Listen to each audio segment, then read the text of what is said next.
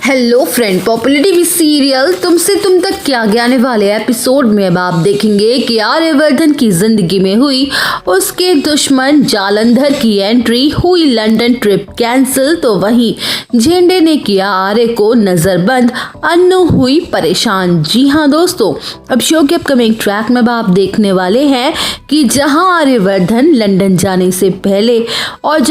पहले अन्नू पूरी कोशिश कर रही है उससे मिलने की, लेकिन मीरा और नील के प्लान की वजह से वो आर्य से चाहकर भी नहीं मिल पाएगी। तो वहीं मीरा जानबूझकर अन्नू को नील के साथ दूसरी ब्रांच में भेज देती है किसी काम के बहाने, जहां अन्नू घर वापस आ जाती है, लेकिन उसके चेहरे से साफ साफ दिखाई दे रहा होता है कि वो कितनी ज्यादा दुखी और परेशान है, क्योंकि आर्य से वो नहीं मिल पाई, उसकी सारी कोशिशें नाकाम हो गई। तो वहीं अन्नू को कुछ भी समझ नहीं आ रहा होता, वो आर्य को काफी ज्यादा मिस कर रही होती है। जहां अन्नू अपना दुख, अपनी तकलीफ शेयर करने के लिए अपनी दोस्त सिमरन के पास जाती है। वेल, शो के अपकमिंग ट्रैक में आप देखेंगे कि जहां अन्नू और सिमरन दोनों छत पे अकेली बातें कर रही होती है कि तभी आर्यवर्धन वहां आ जाता है, क्योंकि आर्य भी लंदन जाने से पहले अन्नू से मिलना चाहता है और बात करना चाहता था।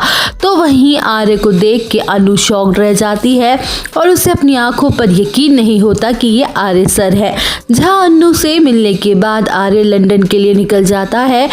कि तभी इसी दौरान झेंडे के पास आर्यवर्धन के पुराने और खतरनाक दुश्मन जालंधर का कॉल आता है और वो झेंडे को धमकी देते हुए कहता है कि वो वापस लौट आया है आर्य का काल बन के, अब आर्यवर्धन को ऊपर जाने से कोई नहीं रोक पाएगा। वेल, शो के अपकमिंग ट्रैक में आप देखेंगे कि जहां जालंधर की बातें सुनकर झेंडे के तो पैरों तले जमीन ही खिसक जाती है और वो तुरंत ही निकल पड़ता है आर्यवर्धन को रोकने के लिए और उसकी जान बचाने के लिए। तो वहीं झेंडे बीच रास्ते में आर्य को रोकता है और कहता है जालंधर के इरादों के बारे में और उसे खबर देता है, जहां झेंडे आर्य को उसके ही घर में नजरबंद करवा देता है और उसकी सिक्योरिटी और भी ज्यादा टाइट और भी ज्यादा बढ़ा देता है। तो वहीं जालंधर आर्य से अपना बदला लेने के लिए निकल पड़ता है कि तभी बीच रास्ते में उसका रास्ता एक फकीर बाबा रोकते हैं और कहते हैं